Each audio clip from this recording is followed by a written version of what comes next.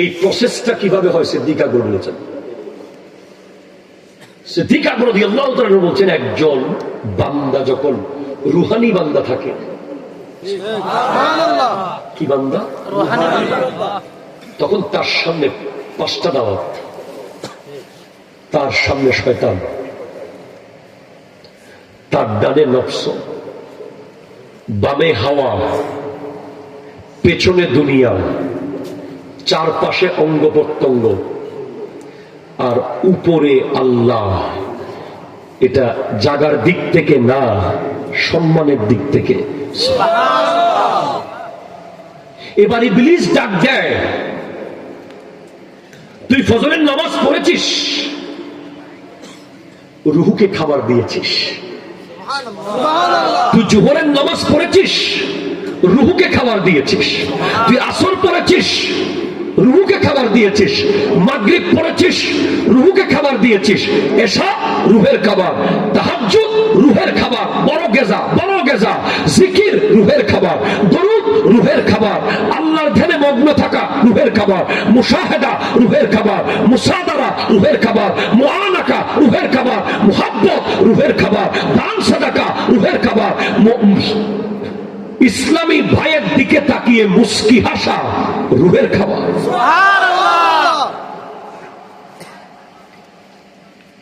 এরকম একজন ব্যক্তির খাবারের মাঝখানে শয়তান দেয়াল তৈরি করতে চায়। আল্লাহ তাআলা আমাকে দয়া করলে আমি এখান থেকে সুদে ডুববো। সুদকুর কেমনে তৈরি হয়েছে? উনি কি মায়ের পেট থেকে সুদকুর এসে আসছে? উনি কি ক্লাস 10 থাকতে সুদ খাইছিল? উনি কি ইন্টার করার সময় সুদ খাইছিল? একটু খাইলে খাইতেও পারে তখন। এই প্রোডাক্টটা এলো কিভাবে? একটা প্রসেস আছে। আমার সহকারী আমাকে বলতেছে, হুজুর কেমনে মিলাবেন রু নফস সুদ? আজকের বিষয় আর কি, বিষয়টা একটা সিরিয়ালি মেনটেন থাকে। এই সিরিয়াল কেন মেনটেন করবে? এই সিরিয়াল মেনটেন করার ব্যবস্থা আল্লাহ করে দিয়েছে। সুদকুর আর ঘুষকুর কিভাবে তৈরি হলো, কিভাবে সে রু থেকে নফসে পরিণত হলো, নফসটা শেষ পর্যন্ত কিভাবে গেজা নিচ্ছে। আমি আপনাকে একটু আগে বলেছি রুহের গেজা, গেজা মানে খাবার। রুহের গেজা 5 ওয়াক্ত নামাজ, রুহের গেজা নবীর দুরুদ, রুহের গেজা আল্লাহর জিকির, রুহের গেজা হালাল রুজি, রুহের গেজা নবীর সুন্নাহ, রুহের গেজা দান সাদাকা। আর নফসের গেজা হলো সুদ। কথা কইতেছে না? নফসের গেজা ঘুষ, নফসের গেজা ইফতিজিং, নফসের গেজা জেনা, নফসের গেজা ইয়াবা, নফসের গেজা জুয়া, নফসের গেজা মদ, নফসের গেজা জুলুম, নফসের গেজা 2 নম্বরই ব্যবসা, নফসের গেজা ভাইয়ের সম্পত্তি খেয়ে ফেলা, নফসের গেজা বোনের সম্পত্তি খেয়ে ফেলা, নফসের গেজা কোরআন সুন্নাহর বাইরে চলা। ঠিক কি আসলে কথা বলেন?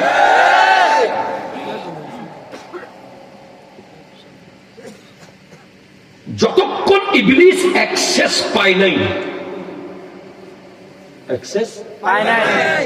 দরজা ক্লোজ আপনার চারপাশে, আপনি রুহানি জগতে। যতক্ষণ আপনার চারপাশে রুহানি অবস্থা আছে, আপনি কোন হক্কানি ওলি সোহবতে আছেন, সারাক্ষণ উনি আপনাকে গাইড করছে, অথবা আপনি একজন যোগ্য শিক্ষকের সোহবতে আছেন, অথবা আপনি আপনার বাবা মার কড়া শাসনের ভিতরে আছেন, আপনি রুহানি পরিবেশের ভিতরে আছেন। যতই কঠিন ঠান্ডা হোক, আপনি ফজরের নামাজে চলে গেছেন। যেই ব্যক্তি ফজরের নামাজ জাস্ট টাইম পড়তে পেরেছে, আমি মনে করি সে রুহানি জগতের ভিতরে আছে।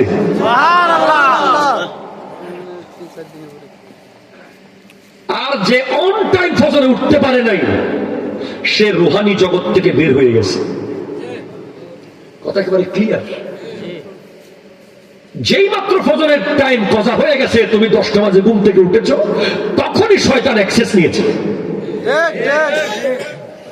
ঢুকেছে, প্রবেশ করেছে। এখন তো সে ছোট, তোমার কাছে সে ছোট বডিতে, সে তোমার সাথে আছে। এখন তার খাবার লাগবে বড় হওয়ার জন্য। ডান পাশে নফস আছে, নফস ডান পাশে। সিদ্দিক আকবর বলছেন নফস দাওয়াত দিচ্ছে, কিসের দিকে দাওয়াত দিচ্ছে? ও নফসু ইয়াদউকা ইলাল মাসিয়া, গুনার দিকে। যেই মাত্র নফস দাওয়াত কবুল করেছো, শয়তান এখন খাবার প্রোডাকশন পাচ্ছে। নফস থেকে খাবার যাচ্ছে কি? মিথ্যা, গীবত, চুগলি, ছোট ছোট, এগুলো ছোট ছোট খাবার। এখন ভিতরে যে শয়তানি আত্মা প্রবেশ করেছে, ওটা বড় হয়ে গেছে, তার এখন বড় খাবারের দরকার। এখন সে জপ করবে হাওয়া। বামে হাওয়া আছে, হাওয়া মানে কামনা, বাসনা, লালসা। নফসের ছোট ছোট খানা আর শয়তানের কুলাচ্ছে না, সে এখন বড় খাবার খেতে চায়। তখন হাওয়াকে নক করে, হাওয়ার ফ্যাক্টরি খুলে যায়। ওয়াল হাওয়া ইয়াদউকা ইলা শাহাওয়াতি, হাওয়া ডাক দে শাহাওয়াতের দিকে। শাহাওয়াত মানে কামনা, বাসনা, লালসা। হাওয়া যখন খাবার সাপ্লাই দিবে, সে ছোট ছোট খাবার দিবে না, সে দিবে জেনা, সে দিবে ব্যভিচার, সে দিবে মদ, শরাব, জুয়া, এগুলো হাওয়ার খাবার। যেই মাত্র হাওয়া খুলে গেছে, হাওয়া অ্যাক্সেস পেয়ে গেছে আপনার কাছে, তখন দুনিয়া ওপেন হয়েছে। দুনিয়া বলছে, বহুদিন তোকে আমি কন্ট্রোলে আনতে পারি নাই। তুই ফজরের নামাজ পড়তি, তোকে আমি কোনো মতেই আমার কন্ট্রোলে আনতে পারতাম না। তুই জোহরের নামাজ পড়তি, তোকে আমি আমার কন্ট্রোলে আনতে পারি নাই আমি দুনিয়া। তুই নামাজের পর 100 বার দরুদ পড়তি, 200 বার আল্লাহ জিকির করতি, তুই আবার নফল করতি, তুই আবার তাহাজ্জুদ করতি, তোকে আমি দুনিয়া কোনো মতেই ধরতে পারি নাই রে। কিন্তু এখন আমি দুনিয়াকে সাহায্য করছে কে? নফস এবং হাওয়া। এই দুজন মিলে দুনিয়ার অ্যাক্সেস ওপেন করে দিয়েছে। দুনিয়া বলছে, ওয়াদ-দুনিয়া ইয়াদউকা ইলা ইখতিয়ারিহা আলাল আখিরা। দুনিয়া ডাক দিচ্ছে, আয় আয় আয়, আমাকে তুই কবুল কর, আখিরাত বাদ দে।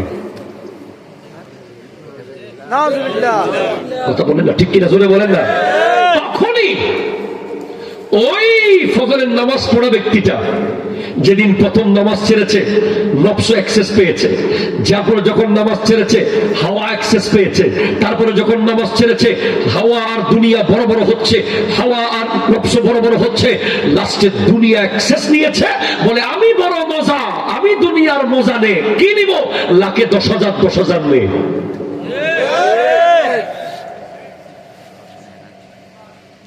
লাখে কত? বলতে কথা হলো হতো 30,000 জি, অসম্ভব। 30 ইল্লে ফোন আছে নাকি? আছে আছে, লাখে 30,000 দে দে। আল্লাহ